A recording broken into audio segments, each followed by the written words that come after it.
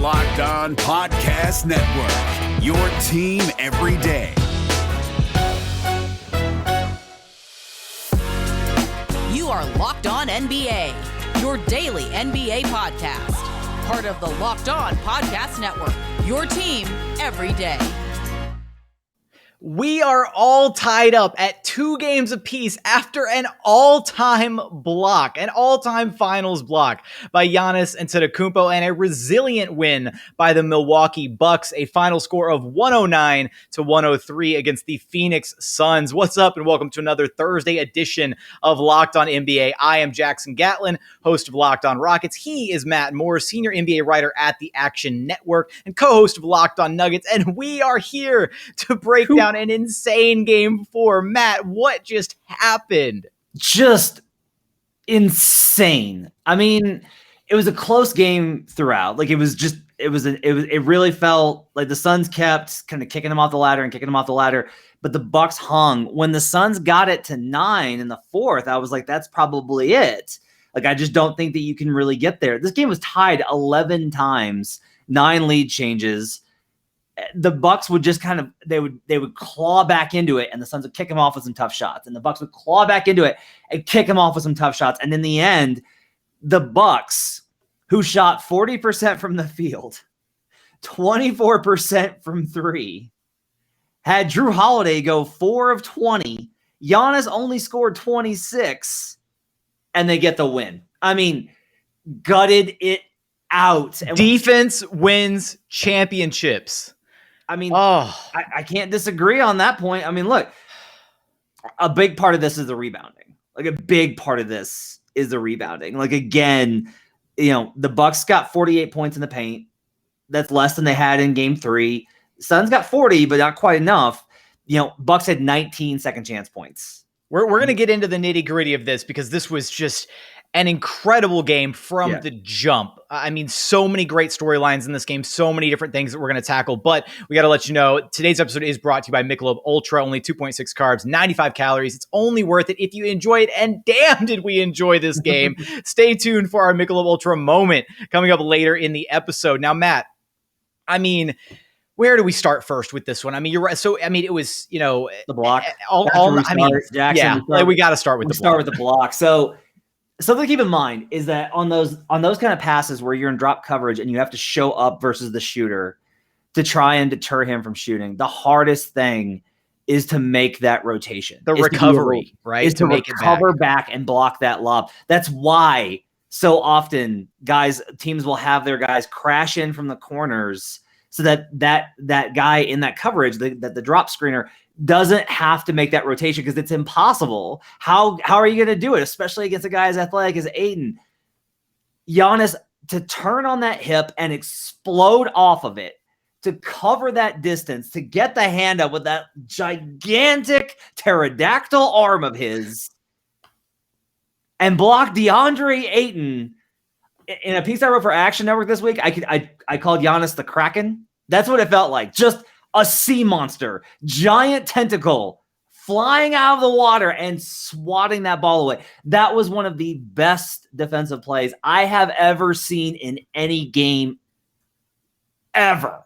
Truly living up to his Greek freak nickname. Although I love the Kraken. I don't know how we got to get that to Bucks PR or something and just let them know that we got to run with this because I love that. I mean, in that moment, right? That was kind of just that's the defining moment from this game. And we're going to look back, depending on the outcome of the series. If the Bucks come away champions from this series, that is going to be in Giannis's highlight reel for the remainder of his career. That is a career defining, a finals saving block from Giannis, right? Yeah. I mean, that is the one that's going to be, if they win the title, and probably even if they don't, if they win the title, that's going to be the one that plays at his Hall of Fame ceremony. Like, that will be like the lead highlight on any Giannis package from now until the end of time. Like, that is the one because of how monstrous it was.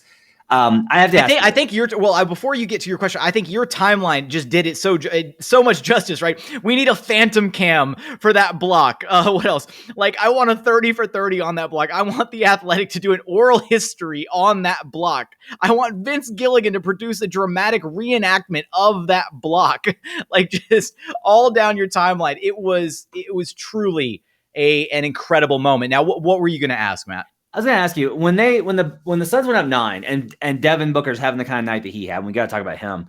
Did you think who did you think was going to win that game? Like, at what point did you think the Bucks were going to win that game? I'm going to be completely honest. I had this sneaking suspicion that Booker, with picking up that 5th foul and having to sit, I thought he was going to be a little cold coming back in. Yeah. And that's exactly what happened. Like, he didn't have the mojo anymore. I mean, he was on fire. He had, what was it, an 18-point third quarter, is now the NBA's leader in most total points scored, I should say, in a first players ever, playoff appearance, ahead of now, I think, Rick Barry and Julius Erving are the other 2 guys on the list, numbers 1 and 2 and 3, I apologize, respectively, on that list for total points scored. But it was the fouls on Booker. Like, the 5th foul was so bad. And then the foul that didn't get called, which, yeah. I mean, had the Suns won this game, it would have been anarchy. And I think one thing we can agree on is the officiating in this game was awful. On both sides. It was really inconsistent. I mean, I felt like Giannis was getting a lot of very just touch fouls, pretty much getting sent to the line constantly this game. And then, or at least picking up fouls in this game, because there were plenty of times where he passed off or didn't actually, go up for a shot. So didn't, translate to free throws. And then Middleton gets hammered left, right, and center, can't buy a free throw. He should have finished with double the amount of free throws he had in this game personally. So, but yeah, I when the Suns were up 9, I thought it was kind of like all she wrote, and then the Bucks pulled out a really, really gritty win. So it was interesting. I thought here's what's funny. I thought the Bucks got a really good whistle until the Devin Booker foul that they didn't call.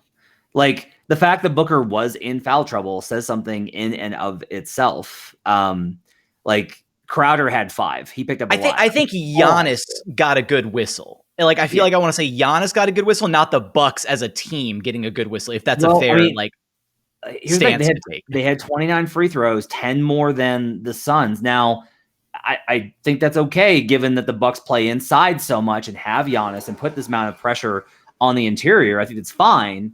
But they did actually get to the line. It wasn't like game 1 where they didn't shoot 8 free throws like the first 3 quarters. I thought that they got a good whistle until the late in that game, and then it turned tough. Middleton, I will agree that even with him going to the line for 8 times, which is as many as Giannis got, I still thought mid continues to get a pretty rough whistle in the series. Well, we're going to go ahead and dub our Michelob Ultra moment from this game. And how could it be anything other? I mean, basically, this entire first segment has almost been our endorsement of this incredible moment. A true, whether the Bucks go on to win the title or not. I mean, we're going to look back at this block as an all-timer for sure. And this is the first time, Matt, I think, since we started hosting Locked on NBA Thursday, that you and I are agreeing on a Michelob Ultra moment. Correct? Oh, there's no question. We are in lockstep here. We are locked on to the Michelob Ultra moment here, Jackson. It brought us so much enjoyment, so much happiness, so much excitement to fans on both sides, right? You have people comparing it to the LeBron block. I mean, that's how impressive this block truly was, because at the end of the day, enjoyment isn't the end game, it's the whole game. And this block truly was a momentous occasion. It basically saved this game. I mean, what more can we say about this? We've gone on and on about it for the entire segment now, but I'll just say this. It was awesome. Like, Giannis flexing after was amazing. Yeah. It was cool to see Giannis get that moment, right? Like, he's a 2-time MVP. He went from the lanky kid who was so amazed by smoothies when he first came into the league, all of these things. And now for him to be this competitor at this level to be 2 wins away now from a championship and to have that kind of a moment at home in front of that crowd, that to me is just, that is the best parts of sports, is to see athletes that people love get that kind of a moment. It was incredible for sure. And we've got so many other parts of this game to talk about, but that is your Michelob Ultra moment of this game. And continuing on here at Locked On NBA Thursday, talking about this insane Game 4 finals. Now, which direction are we going here, Matt? Because we can talk about Devin Booker's impressive night. We can talk about Khris Middleton, who deserves his flowers. A 40-point insane performance. 15 of 33 shooting was the Suns had no answer for the Giannis Middleton pick and roll, the empty out pick and roll that they were running all throughout the evening, and it became so deadly down the stretch in this one. Chris Paul's struggles in this game. Which direction do you want to go now? I mean, I think we need to kind of, I just want to kind of key in on how the Bucks won this game, because again, it's insane. So, you know that I like these stats. I've got access to Second Spectrum, which through a friend, he'll send me the data. Wow, I was about to say, break me off a piece, man. What game?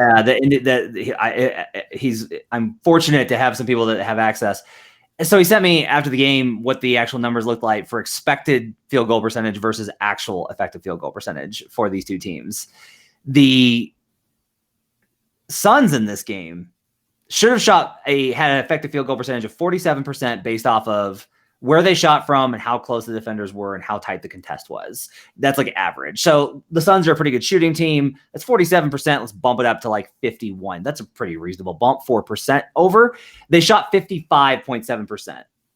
The Bucks should have had an effective field goal percentage of 51.57, and they shot 43.81. Like, the differences here are massive. The Suns shot better than expected. The Bucks shot notably worse. And because the Bucks had, get this number, Jackson, they had 19 more shots than the Suns. 19 more off of 17 offensive rebounds combined with the turnovers. Can I just point out all the teams that didn't jump at the chance to trade for PJ Tucker are kicking themselves right now. PJ Tucker plays winning basketball. You look at his stat line and you see the 0 points, 1 assist, 1 steal, 5 boards. 3 of them were offensive. And you know what happened is because the Suns try to stick a guard on PJ Tucker, right? Tuck away Chris Paul or Campaign or whoever on PJ Tucker, off in the corner. PJ can come in from that baseline and crash the offensive glass hard. And he's been doing that for years. How did Devin Booker pick up his 5th foul? He shoulder checked the hell out of PJ Tucker because Tucker was crashing in for an offensive board from the baseline. PJ Tucker makes winning basketball plays. And just as a team, I mean, the Bucks coming away with 17 offensive rebounds in this one, coming away with, 19 second chance points. And then we haven't even gotten to the turnovers they were forcing defensively. Mm-hmm. This was a masterclass defensive performance from the Bucks where they really dug in. And I mean, you already highlighted the offensive numbers for them and how bad they looked at the jump. And there's a reason they won this game, and it was because of their defense. 17 forced turnovers to the tune of 24 Bucks points. So a lot of this is kind of important to keep in mind. When you look at offensive rebounds and you look at turnovers, I stress on this a lot during the season over on Locked On Nuggets and everywhere else I podcast on the Action Network pod as well. If you give up a high number of offensive rebounds, but at the end of the game, you have less than 1 point given up on second chance points for those offensive rebounds, it's fine. It's really okay. If you have turnovers, not 17, but if you have turnovers and you at the end of the game have less than 1 point per turnover, again, you're doing fine. You can do those things and get away with it as long as your defense is hanging in there. The Bucks made them pay. So the half-court offense couldn't do anything. but they generated 24 points, the Bucks did, off of 17 Suns turnovers. When you have numbers like that, when you're converting those numbers, you're taking one of the few weaknesses of the Suns, and really the Suns don't turn the ball over that much. Like the work Jrue Holiday has done on Chris Paul. Like my friend Jared Dubin from 538 asked this question in a Slack tonight, and I thought it was really good. Has anybody had a wider differential between the defensive and offensive side in a playoff series than Jrue Holiday? Because the work that he's doing defensively is incredible. It's top tier elite stuff. He is bothering the point guard and wearing him down. But it's taking so much out of Jrue Holiday. He can't make layups. He can't make jumpers. He can't make anything. And it's painful. But all of this kind of combines where when you're able to look at those 24 points on 17 turnovers that the Bucks were able to create, Jrue Holiday had a hand in that. Like that's where his value was found in this game, even if he had a bad game, and he did. Like a lot of people had a bad game in this game. Chris Paul had a bad game in this game. Most people had a bad. This was actually a pretty ugly game, highlighted by the Bucks once again having brute offense and Devin Booker having an all-time performance that ultimately was wasted in the loss. And some really key plays from like the guys who were highlighting as, okay, these guys had some bad games, right? But like you come up with like the Pat Connaughton 3-pointer, right? His rebounds in this game, 9 rebounds for Pat Connaughton, and an incredible rebounding guard. Despite the fact that he had some, questionable shots early in this one, right? He had an air ball early, I think, right? Yep. Or, a really, I guess it was just a really polarizing game, right? Just in all facets, like, man. And then you come back to the point guard and the defense that Jrue Holiday played on him. And things did not look good for Chris Paul in this game. He was frustrated. He was flustered. He wasn't himself. I want to say it wasn't 3 first quarter turnovers. He had 2 turnovers early for sure, like within the first 6 minutes of the game, that were very uncharacteristic Chris Paul turnovers. And that kind of I don't want to say it set the tone for the night, but the Bucks set the tone early from how they were going to defend him. And I just don't think he ever got into a rhythm in this game. So here's what's kind of interesting is, all right, so Paul had 2 turnovers early in the first quarter, and he had 2 turnovers in the fourth quarter, and he only had 1 in quarters 2 and 3. So that bad start and a bad finish, obviously, on that late one where he just lost the ball and fell down. Also worth noting that over these last 3 games, I believe that he's amounted 15 turnovers, which is the most in a 3-game stretch for Chris Paul, dating all the way back to 2012. So not a great stretch of games for Chris Paul as far as ball security is concerned. Yeah, I saw Kevin Pelton note that on Twitter. I think one of the things I think is interesting is I personally, there's just a lot of crushing Chris Paul tonight, which I get. He had a bad game. It just kind of wild to me because it's from a betting perspective, Devin Booker's now the odds-on favorite to win Finals MVP, and that's wild to me. Chris Paul led the Suns in scoring coming into this game. He led them in scoring and assists coming into this game. And so for me, I'm just Chris Paul had a bad game. Chris Paul was going to have a bad game sometime in the series. He's not a player that's going to be stellar absolutely every night. He's 36. He's 36 with 1 meniscus. He's not going to be awesome every single night, and they definitely wore him down. I think Jrue Holiday's defense was good. I also just think Chris had a bad game, which is why you need Devin Booker's game to raise them above, and it didn't. And the offensive rebounding, I think, was a large part of that. So this was a costly one. Believe we talked after game 2. I felt like game 2 was a game that the Bucks should have won. And I thought you were heavy on the Bucks in game 2. You were heavy on the Bucks game 2 and 3. Yeah.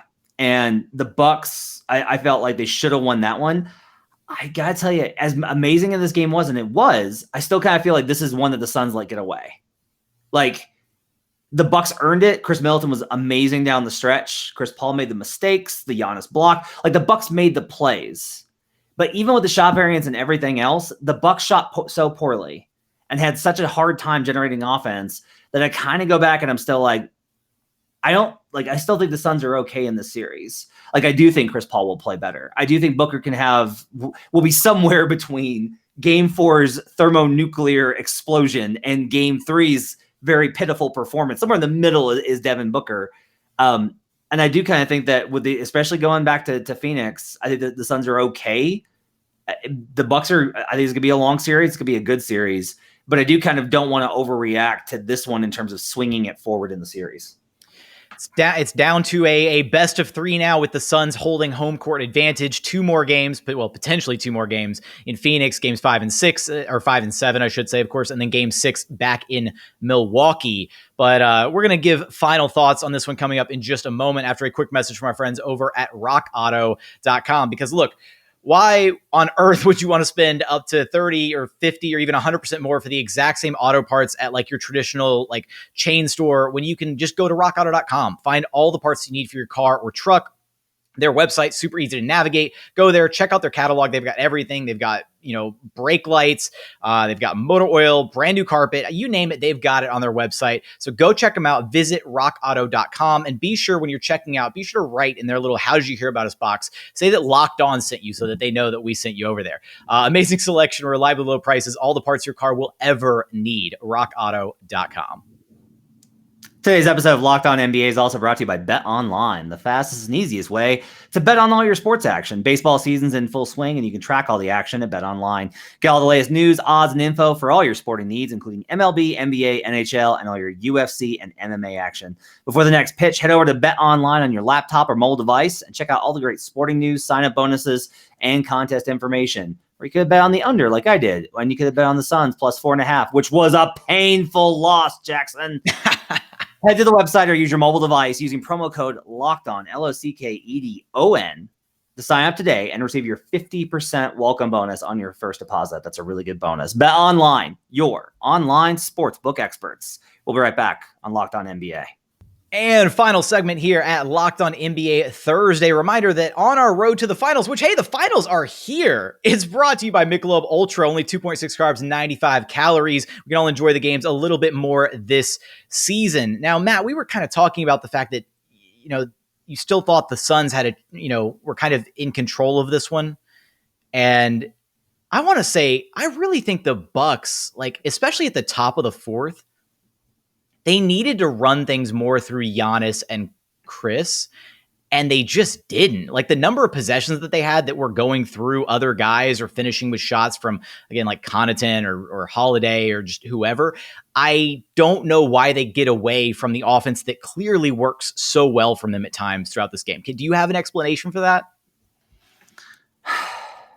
I don't. It can't be as simple as like you want to get other guys involved, but it's just like there were, and this happened throughout the game. I feel like Giannis had times where he was calling for the ball and wasn't getting it from his teammates, and that just can't happen for a 2-time MVP caliber player.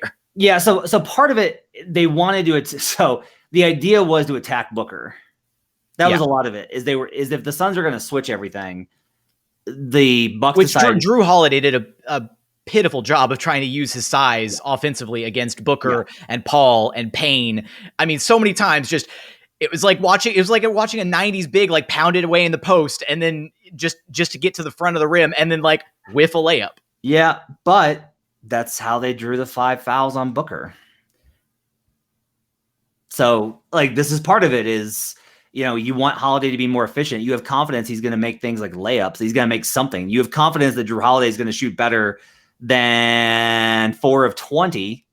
Shout out Colorado. But like, I just don't think that, like, in general, you're going to be able to, like, I think it's still a losing proposition because Booker has linked on him and Booker's defending well. He's playing really hard, but did get him. That was part of why he got in foul trouble. They did contribute to it. I do think that they got a little too devoted to it. And I think part of it, though, it's really crazy watching Giannis in the series because he vacillates wildly from, is he going to pass out? He looks exhausted.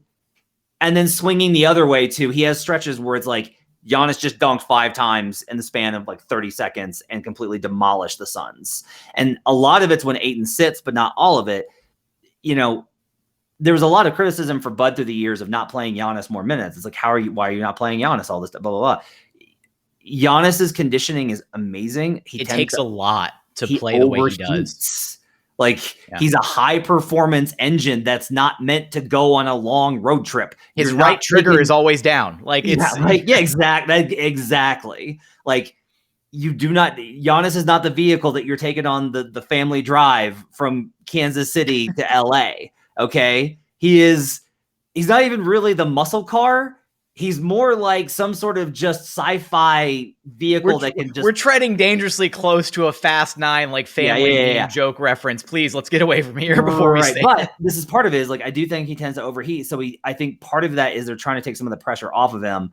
I do wonder if in game 5, they'll go back to that weapon. They'll try and really attack. I think it's going to be tough. I think there's a lot of things. I'm going to like the Suns quite a bit in game 5. Just telling you right now. I think that, in this case, we talked about this after game 2, I believe, and or before game 2. I'm losing track. Time is an illusion. It's okay. But your premise was that they needed to attack Ayton, and I do want to say that I think Ayton, for all intents and purposes, did a pretty phenomenal. I can't say phenomenal, but held his own against Giannis. Right, like he did, squaring up his body. Not committing the fouls, right? Planting that wall. He had that one call earlier, right? And this was my thing about like the officiating, right? Is like Giannis had that drive where he literally, Ayton was planted, arms like down, like makes the wall, and Giannis just like bulldozes into him and gets the foul call. And it's like, what is this? Like if that's a foul, then Giannis is truly like unguardable. Like what else can you do if you're DeAndre Ayton, who again, I think he deserves a lot of credit for holding his own against Giannis. Yeah, I think a lot of it, honestly, is they need to involve him more. So this is kind of the danger.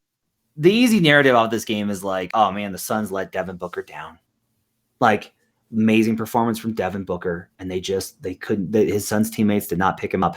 I think it's accurate to say that about Chris Paul, because Chris Paul played terribly. I do think that the Suns are at their best when they're sharing the ball and getting everyone involved, and you're getting hit with Mikal Bridges and Cam Johnson and Cam Payne and Jay Crowder and DeAndre Ayton, and everyone's getting involved. And when Booker went on that long stretch in the third quarter, it was basically just Booker's going to do some stuff. And it kind of got the Suns away from their offense. And you can say that they needed it, except that they were generating pretty good offense in the first half. Not great, not elite. And you're going to have these times when Booker does it, but this is one of the kind of complicated mechanisms. I think Booker's a fantastic passer, but the Bucks are playing such good defense. Like, this is a big part of it. Booker's facing such tough defense. He has to go into shot mechanics because he doesn't have time to make reads, because he will get the ball deflected, knocked out of his hand, or stolen, because the Bucks are that good defensively. So he can get to his shot mechanics when he's feeling it, like tonight, versus in game 3 when he was not. And he can do stuff like tonight. But the problem is, like, then when you in the fourth quarter, especially when he was sitting with foul trouble, you need everybody else to be able to just ramp back up. And that's difficult. You need to stay in rhythm. Like, there's a cost to going one dude heavy. And this has been the story in the NBA forever, is that there is a cost of one dude going supernova. It's one of the reasons the Warriors were so successful, because Curry's ability to light things up always came in the flow of an offense. And even then, Steph always kind of struggled in the finals. So there's a lot to kind of unpack here, but I think the key element is they need to get Ayton more involved in. It's almost like the supernova came one quarter too soon. Yeah. Like, had the supernova happened in the fourth, we'd be talking a completely different story right now. But it happened in the third. Then he had and again, I really think that, Booker deserves some criticism, and it's to be expected, right? I mean, he's still a young guy, right? He plays beyond his years, but it was a boneheaded foul to shoulder check, PJ Tucker out of bounds for your fifth. Yeah. Like, I'm sorry. And then the fact that he didn't, he should have fouled out of the game with the foul on Jrue Holiday. So, I mean, that's an entirely different story, but still a pair of very bad decisions defensively. Like, you have to know your worth if you're Devin Booker to realize you are more important than saving 2 points on the fast break from Jrue Holiday. Yeah. Or saving an offensive rebound and potentially a putback or even a kick out for a 3-pointer from PJ Tucker. Yeah. So, I mean, I think it was a tough whistle. Like I said, for much of the game, like that, the missed call could have cost the Bucks literally the series and the title. But in general, I feel like the Bucks got a pretty good whistle in Milwaukee. We'll see what happens when it goes back to Phoenix. Like, that's going to be this is a lot of this game and this series is the foul calls. It has to be, because the Bucks are so physical inside. The Suns are trying to beat them with technique and skill, and the Bucks are going to try and beat them with size and physicality. And the Suns were also a little physical in that first half. Like, I mean, they were getting away with a fair amount of contact in the first half defensively.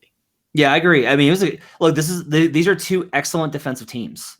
Like, these are just excellent defensive teams. You know, the Bucks shot 40% and won. The Suns shot 51% and lost, but they did shoot 30% from three. Here's another like really big stat for you. Okay. This one is huge in terms of how this series is going, because if we still continue to look at it and go like, well, but the Bucks just don't shoot well and they just can't shoot, and that's a problem. In game one of this series, the Suns shot 34 threes. In game two, they shot 40. In game three, they shot 31, just 23 attempts from three tonight. Like, you can't, if the Bucks are going to beat you inside, you can't be surrendering the 3-point line either. Like, that's got to be where you need an advantage somewhere. Yeah. And it's not just the attempts and how many you make, or I'm sorry, it's not just the makes and how many you make and the percentage. It's the attempts. If you're the Suns, you got to be getting up like 30, 31 shots. They came into this game and they said this. Like Monty Williams said, we want to increase the pace. We want to try and get them going. I haven't looked at the numbers, but I'm going to bet that this game was pretty slow. And a lot of that just has to do with both teams are there is such tough defense being played in this series. It is a 95.1. Yep. That's slower than the average pace of the series. So a complete whiff there on the game plan by Monty Williams. Again, kind of expect things to change when it goes back to Phoenix. So I got a couple more things before we wrap this one up, Matt. Now, first, I kind of posited the question to you in one of our recent episodes about how do these two teams stack up to, the past like decade of champions, right? And we did a fun little, thought exercise there. But is this the most like evenly matched finals that we've had in a minute? I feel like both of these teams are very like they're right there next to each other. It doesn't feel like one team is clearly superior to the other. And I feel like it's been a while since we've had at least 4 or 5 years, maybe 6. Like going back to can't be. It's got to be. Here's the thing. So, like Warriors. Tough, right? Warriors Cavs went 7 games down to the wire. But if you remember, not many games in that series were close. Yeah. And there's a lot of discussion. And I feel the radio calls today from folks that were like, hasn't been a great series, like double digit. I'm like, it's been close for 3 quarters. And then one team has managed to pull away. The series feels very close. It feels very, very knife's edge in every single game. It feels like in the third quarter, there's a turning point. And tonight it was in the fourth, honestly. This game 4 felt like a game 7. Like yeah. It had that intensity to it. Mm-hmm. Going back, I mean, I think you got to go back. I think, honestly, I wouldn't even say 2016. I would go back to probably 2013 with Heat Spurs is the last time that I felt like a series was this close. That series had blowouts, but it did feel like every game was very high intensity. Every game took maximum focus and intensity, and it did feel like there's no way this series isn't going long. Like there's just no way, which is why tonight was massive, because the Suns had a genuine opportunity to really kind of end the series tonight. If they got in the Devin Booker game and despite all the offensive rebounds and everything else had just shot their way to a win, that's probably it. The Bucks would have to win 3 straight, but now it's best of 3. After game 2, it was, can the Bucks really beat the Suns 4 out of 5 times? Mm-hmm. Now they just got to beat them 2 out of 3, which they just beat them twice. So it's remarkable how the series has changed. It's good to see it. I'm hopeful I want this one to get to a 7. That we deserve a game 7 after how rotten the season has been on so many levels. So I'm enjoying it. It's been a blast. Lots of big moments. The basketball has been really high level. For all the shooting problems, it's been really high level basketball. You and I both had Suns in 6 going into the series. Has that? I mean, I know you just said you want a game 7, but has this performance from the Bucks changed your opinion of what they're capable of in the series, or do you just want it to go to a game 7 like selfishly?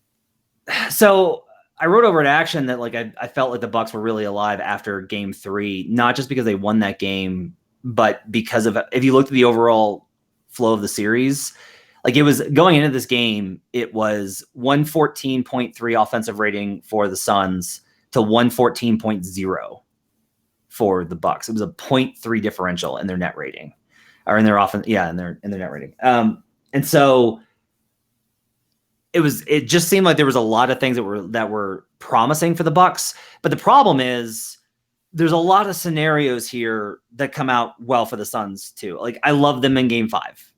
They're going to make adjustments. They're going to actually push the pace. They'll get a better whistle, I think. I think the Suns win game 5. Game 6, I think, is honestly a coin flip, and then all game 7s are coin flips. I think the Suns win game 5, and then from there on out, it's a coin flip. Because I think the Suns lose whichever game Scott Foster referees. Probably. You would think, that's such a big. If you're the Suns, you just have to pray that that's 6. Because if it's 6, then you only get one more Scott Foster game. But if it's game 5, you bet if it goes 7, he's showing up in game 7 and he's going to be in his bag. Man, my good old friend Scott Foster. Oh God. What I'm worried about is that he doesn't ref game 5 and doesn't ref game 6. And then we all know, like we just know for certain the game 7 is going to be the Scott Foster game. He's going to come walking out like a WWE wrestler. That's his entrance into game 7. Oh God, man. That's Scott Foster's music. Oh man, what a way to end the show. Matt, this was a good one. Such a great game. Any parting remarks before we shut this one down? There's a lot of commentary about, like I was asked today about like, how come people are, because the ratings aren't going to be great, and that's okay. If you're an NBA fan, don't care about that. This series has been awesome. Okay, it's 2 likable teams that play hard, that are competing at a very high level. The defense is amazing. We don't have to have constant splashing. We don't have to have unstoppable all-time forces of nature like LeBron. This is 2 great fan bases with 2 great teams battling on every single possession. We're getting great basketball. Whoever wins the series will absolutely deserve it. No asterisks needed. Phenomenal series. Reminder, starting July 19th, we've got our Ultimate Mock Draft 2021 presented by Locked On and Odyssey, featuring analysis from the GOAT of NBA mock drafts, Chad Ford himself, as well as all the different Locked On hosts. So if you care about what I have to say about the Rockets' number 2 overall pick, be sure to check that out, as well as all the other different hosts who have their mock picks and all that good stuff. Odyssey is your home for all the sports podcasts, music, and news that matters to you. That's Odyssey, AUDACY.